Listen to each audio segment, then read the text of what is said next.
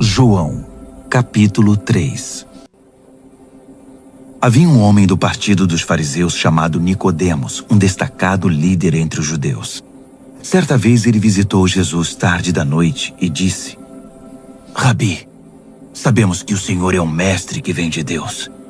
Ninguém poderia realizar esses atos que revelam a realidade de Deus se Deus não fosse com ele. Jesus disse: Você está absolutamente correto. Preste atenção. A não ser que alguém nasça do alto, não é possível ver aquilo que estou apresentando, o reino de Deus. Como pode alguém nascer se já nasceu e cresceu? Estranhou Nicodemos. Não é possível entrar de novo no útero materno e nascer outra vez? E que história é essa de nascer do alto? Jesus respondeu: Você não entende. Deixe-me dizer de novo. A não ser que alguém se submeta a essa criação original, a criação na qual o vento pairava por sobre as águas, o invisível movendo o visível, um batismo para uma nova vida, não lhe será possível entrar no reino de Deus. Quando você olha para um bebê, vê apenas isto: um corpo que se pode contemplar e tocar. Mas a pessoa que tem um nascimento interior é formada por algo que você não pode ver nem tocar, o Espírito, e se torna um espírito vivo. Portanto, não fique surpreso quando digo que você tem de nascer do alto. De fora desse mundo, por assim dizer. Você sabe muito bem que o vento sopra para lá e para cá. Você o ouve sussurrando pelas árvores, mas não tem ideia de onde ele vem, nem para onde vai. O mesmo acontece com aquele que é nascido do alto, pelo vento de Deus, o Espírito de Deus. Nicodemos perguntou: O que o Senhor quer dizer com isso? Como acontece? Jesus disse: Você é um mestre respeitado em Israel e não conhece o básico. Ouça com atenção. Esta é a pura verdade. Falo apenas a respeito do que conheço por experiência. Dou testemunho apenas do que tenho visto com os próprios olhos. Não me baseio em boatos.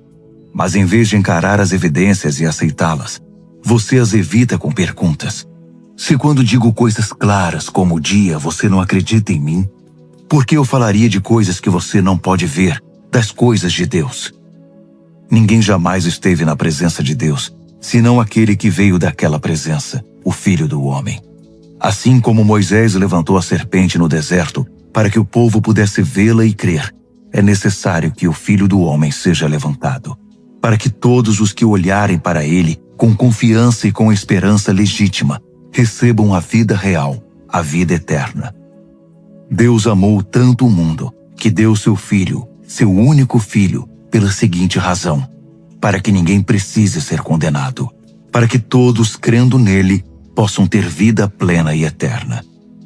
Deus não se deu ao trabalho de enviar seu Filho apenas para poder apontar um dedo acusador e dizer à humanidade como ela é má. Ele veio para ajudar, para pôr o mundo nos eixos outra vez. Quem confiar nele será absolvido, mas quem não confiar terá sobre si, sem o saber, uma sentença de condenação. E por quê? Porque não foi capaz de crer no único Filho de Deus, quando este lhe foi apresentado. Esta é a situação. A luz de Deus invadiu o mundo, mas a humanidade inteira correu para as trevas. Fugiram porque não estavam interessados em agradar a Deus. Aquele que pratica o mal é viciado em negar a realidade e iludir-se, e odeia a luz de Deus. Não vai querer se aproximar dela para não ser submetido a uma exposição dolorosa. Mas quem crê e vive na verdade e na realidade, recebe de coração a luz de Deus, de modo que sua obra pode ser vista, pois é a obra de Deus. Depois dessa conversa, Jesus foi com seus discípulos para o interior da Judéia e descansou um pouco com eles ali. Ele também batizava. Ao mesmo tempo, João batizava em Enom, perto de Salim, onde há muita água. Isso foi antes de João ser preso.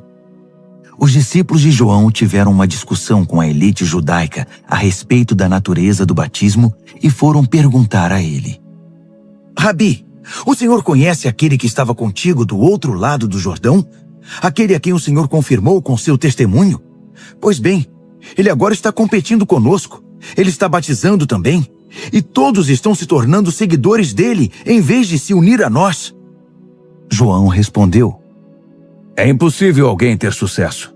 Falo de sucesso eterno, sem ajuda celestial. Vocês mesmos estavam lá quando deixei muito claro que não sou o Messias, mas apenas aquele enviado adiante dele para preparar o caminho. Aquele que recebe a noiva é por definição um noivo, e o amigo do noivo seu padrinho, no caso eu, apostos ao seu lado de onde pode ouvir cada palavra, está feliz de verdade. Como poderia sentir inveja se sabe que a festa acabou e que o casamento terá um bom começo? É por isso que meu cálice está transbordando. Chegou a hora de ele ocupar o centro das atenções e de eu chegar para o lado. Aquele que vem de cima é muito superior aos outros mensageiros de Deus. Quem nasceu na terra é terreno e fala uma língua da terra, enquanto ele apresenta a evidência do que viu e ouviu nos céus. Ninguém quer enfrentar esses fatos, mas qualquer um que examinar essa evidência poderá apostar sua vida nisto. O próprio Deus é a verdade. Aquele que Deus enviou nos comunica a própria palavra de Deus. E não pensem que ele divide o Espírito como se partisse um pão. O Pai ama o Filho de modo imensurável e tudo entregou a ele para que ele passasse tudo adiante. Uma generosa distribuição de dons. É por isso que quem aceita o Filho e confia nele tem tudo. Vida plena e eterna. Também preciso dizer que quem rejeita o Filho e não confia nele, vive na escuridão e não vê a vida. Tudo que experimenta de Deus são trevas e ira tenebrosa no final.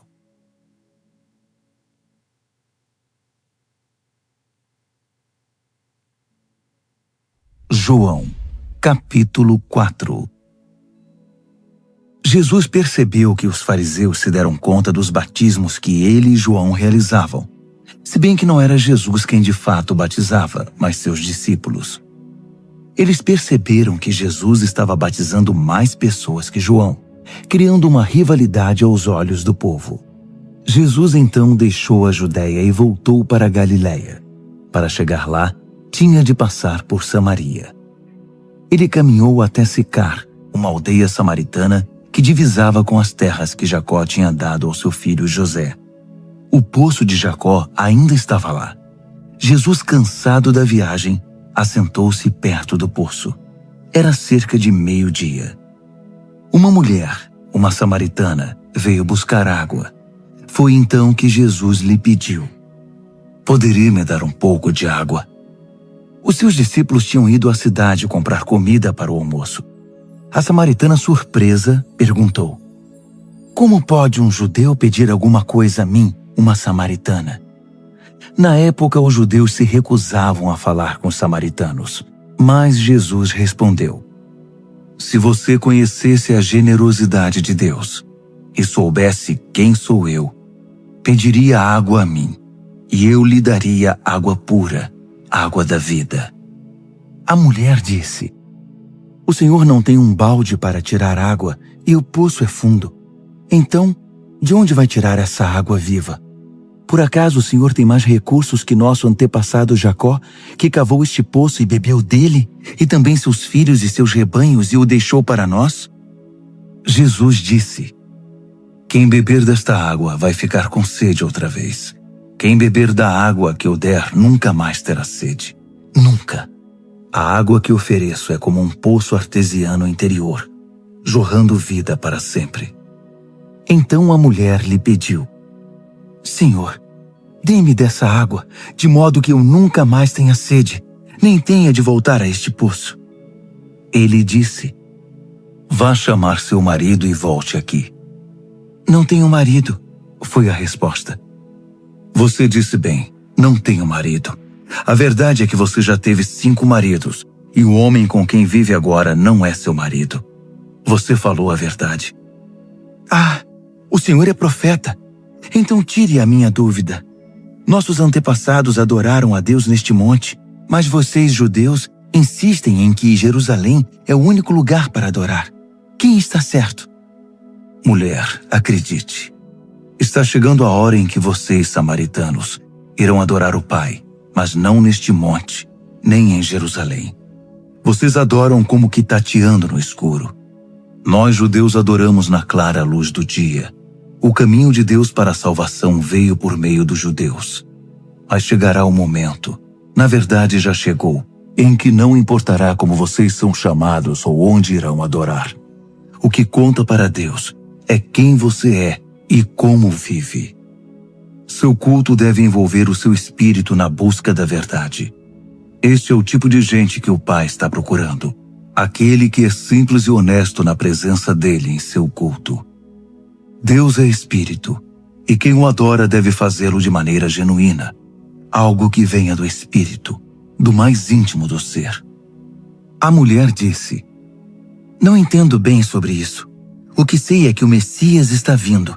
Quando ele chegar, vai nos esclarecer tudo."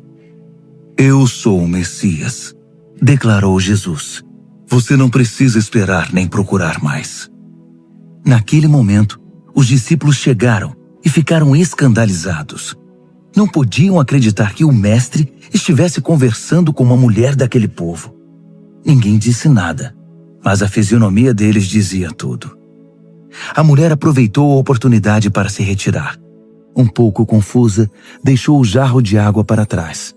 De volta à cidade, anunciou ao povo: "Venham ver um homem que sabe tudo a meu respeito, que me conhece como ninguém. Será que ele não é o Messias?" Eles foram verificar. Enquanto isso, os discípulos insistiam com Jesus. "Rabi, come! Não vais comer?" Mas ele respondeu: "Tem uma comida que vocês nunca provaram." Os discípulos não entenderam e disseram: "Quem te trouxe comida?" Jesus explicou: "A comida que me mantém ativo é fazer a vontade daquele que me enviou, concluir a obra que ele começou. Quando olham ao redor, vocês não dizem que em 4 meses será o tempo da colheita? Muito bem, agora digo eu: abram os olhos e vejam o que está diante de vocês. Os campos samaritanos estão maduros. É tempo da colheita. O ceifeiro não espera. Vai logo pegar o que é seu, ajuntando os grãos maduros para a vida eterna. Agora o semeador e o ceifeiro estão juntos. O clima é de triunfo. E sobressai a verdade contida no ditado: um semeia, o outro colhe. Eu os enviei para colher num campo em que nunca trabalharam. Sem mover um dedo, vocês trabalharam num campo cultivado por outros desde muito tempo e com muito sacrifício." Muitos dos samaritanos daquela cidade passaram a seus seguidores por causa do testemunho da mulher. "Ele sabe tudo a meu respeito, me conhece como ninguém." Eles imploraram a Jesus que permanecesse com eles, e ele ficou 2 dias ali. Muitos outros confiaram a vida a ele depois de ouvi-lo. Eles disseram à mulher: "Nós cremos não mais por causa do que você disse, mas pelo que ouvimos. Agora temos certeza. Ele é o Salvador do mundo." 2 dias depois, Jesus foi para a Galileia. Ele sabia por experiência própria que um profeta não é respeitado no lugar onde cresceu. Quando chegou a Galileia, o povo dali o recebeu, mas apenas por terem ficado impressionados com o que ele havia feito em Jerusalém durante a Páscoa, não por saber quem ele era ou o que estava para fazer. Jesus estava de volta a Caná da Galileia, lugar onde havia transformado a água em vinho. Enquanto isso, em Cafarnaum, o filho de um oficial da corte do rei estava doente. Quando ele soube que Jesus estava na Galileia, foi procurá-lo e implorou que ele fosse à sua casa e curasse seu filho que estava quase morrendo. Jesus declarou: "Vocês se recusam a crer se não presenciarem um milagre." Mas o oficial da corte não se deu por vencido. "Por favor, é a vida do meu filho." Jesus simplesmente respondeu: "Vá para casa. Seu filho está vivo." O homem creu na palavra de Jesus e foi para casa. No caminho, seus empregados o encontraram e deram a notícia: "Seu filho está vivo!" Ele lhes perguntou a que horas seu filho começara a se sentir melhor. Eles disseram: "A febre baixou ontem, por volta da 1h da tarde." Era exatamente a hora em que Jesus tinha dito: "Seu filho está vivo." Foi o suficiente. Não apenas ele, mas todos os de sua casa creram. Esse foi o segundo sinal realizado por Jesus após seu regresso para a Galileia.